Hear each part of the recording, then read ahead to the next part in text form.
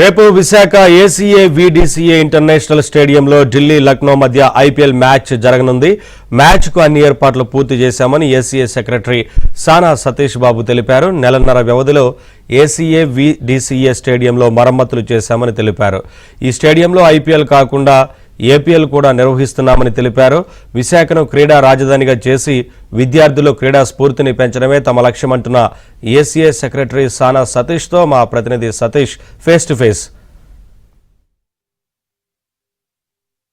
IPL మ్యాచ్లకు విశాఖ వేదిక అయింది. స్టార్ క్రికెటర్లు అందరూ కూడా విశాఖ వేదికలో కన్నులారా చూసేందుకు కూడా ఈ ఏసీఏ వీడీసీఏ మైదానం కూడా సిద్ధంగా ఉంది. అదేవిధంగా స్టేడియం కూడా ఇంతకు ముందు కంటే మెరుగైన వస్తువులతో అత్యాధునిక సదుపాయాలతో కూడా ఏర్పాటు చేయడం జరిగింది. ప్రస్తుతం మనతో పాటుగా ఏసీఏ సెక్రటరీ సానా సతీష్ బాబు ఉన్నారు. ఆయన అడిగి గ్రౌండ్కి సంబంధించి అభివృద్ధికి సంబంధించి ఎటువంటి ఇనిషియేట్ తీసుకున్నారు, అదేవిధంగా గత కమిటీకి సంబంధించి కూడా వారు చేసిన ఈ యొక్క అభివృద్ధి పనుల భాగంగా వీరు ఏ విధంగా దాన్ని సదుపాయాలను మెరుగుపరిచారనేది ఆయన మాటలను తెలుసుకుందాం. సార్ నమస్తే అండి.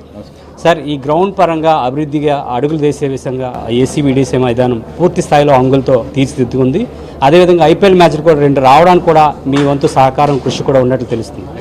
ఈ అభివృద్ధి పనుల్లో భాగంగా ఏ విధంగా మనం ఇనిషియేట్ తీసుకున్నాం అంటే ఇప్పుడు ఐపీఎల్ అన్న కాన్సెప్ట్ ఏంటి, more is like entertainment. Sports కన్నా ఎంటర్టైన్మెంట్ దీంట్లో ఉంటుంది అన్నమాట ఎక్కువ. అంటే వచ్చిన వాళ్ళందరికీ కూడా హాస్పిటాలిటీ ఉండాలి, మోర్ ఫెసిలిటీస్ ఉండాలి అని చేత మన విశాఖపట్నం స్టేడియం కట్టి 18 ఏళ్ళు అయిపోయింది. చాలా ఓల్డ్ మోడల్లో ఉండిపోయింది. ఇటువంటి ఫెసిలిటీస్ అన్నీ లేక ఐపీఎల్ రావడానికి ఈసారి కష్టం అని చెప్పేసి వాళ్ళు చెప్తే దాని ప్రకారం వాళ్ళకి కావాల్సిన దాని ప్రకారం మనం మార్పులు చేసాం.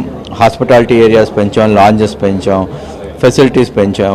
అలాగే కనీస వసతులు కూడా ఇదివరకుకి ఇప్పటికీ చాలా మార్పులు వచ్చినాయి.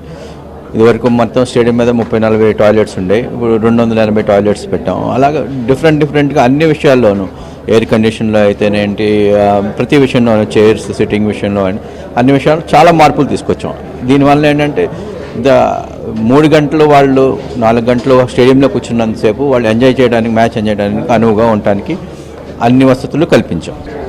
అంటే లోకల్ టాలెంట్స్ మనకు చూసినట్లయితే మన ఏసీ నుంచి పైలా అవినాష్ కావచ్చు, అదేవిధంగా స్పిన్నర్స్, అదేవిధంగా కేఎస్ భారత్ కావచ్చు, చాలామంది మన ప్లేయర్స్ ఉన్నారు, రషీద్, ఇట్లా 4 ప్రైజ్ సెలెక్ట్ అవ్వడం జరిగింది.